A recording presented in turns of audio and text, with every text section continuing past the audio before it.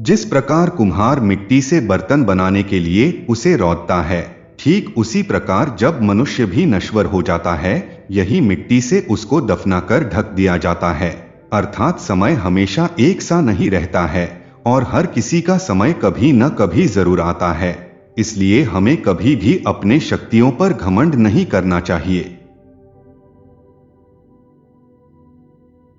जो हमें कार्य कल करना है उसे आज ही कर ले, और जो आज करना है उस कार्य को अभी पूर्ण कर ले, और पता नहीं कब हमारे शरीर का अंत हो जाए और आज कल के चक्कर में भला इन कार्यों को कब कर पाएंगे। मैं इस संसार में जब बुराई की तलाश करने निकला तो मुझे कोई भी बुरा व्यक्ति नहीं मिला जो कोई अपनी बुराई बताए, और फिर जब अपने मन में झांक कर देखा तो पाया कि मुझसे बुरा तो कोई है ही नहीं।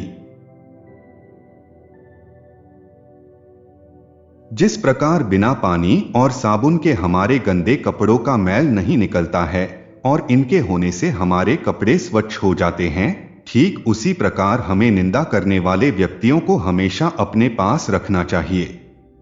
वे वही लोग होते हैं जो हमारी सारी कमियों को बताते हैं, जिनसे सीख लेते हुए हम अपनी कमियों को दूर कर सकते हैं।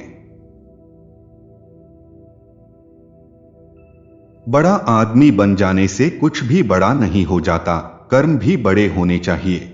जैसे एक खजूर का पेड़ चाहे कितना भी बड़ा क्यों ना हो, लेकिन ना तो उस पेड़ की छाया लोगों को मिलती है और ना ही लोगों को उसके फल खाने को आसानी से मिल पाते हैं, तो भला ऐसे पेड़ या लोगों के होने का क्या लाभ। किसी भी चीज की अति यानी अधिकता होना भी नुकसानदायक होता है।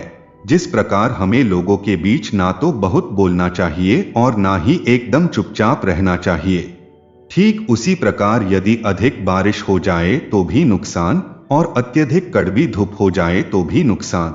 इसलिए हमें कोई भी कार्य सोच समझकर करना चाहिए। अगर अपने जीवन में कुछ पाना है तो राम यानी ईश्वर की भक्ति कर लेना चाहिए, क्योंकि ईश्वर की भक्ति पाने के लिए हमें कुछ नहीं चुकाना पड़ता है। और यदि हम ऐसा नहीं कर सकते हैं तो जब हमारा शरीर साथ छोड़ देगा तो हमें पछताने के सिवाय कुछ नहीं प्राप्त होगा।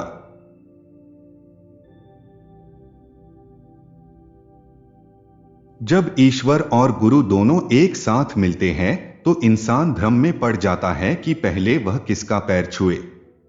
तो इस अवस्था में ईश्वर स्वयं बोल देते हैं कि ईश्वर को पाने के लिए गुरु ही रास्ता बताते हैं, इसलिए गुरु का पैर सर्वप्रथम छू लेना चाहिए।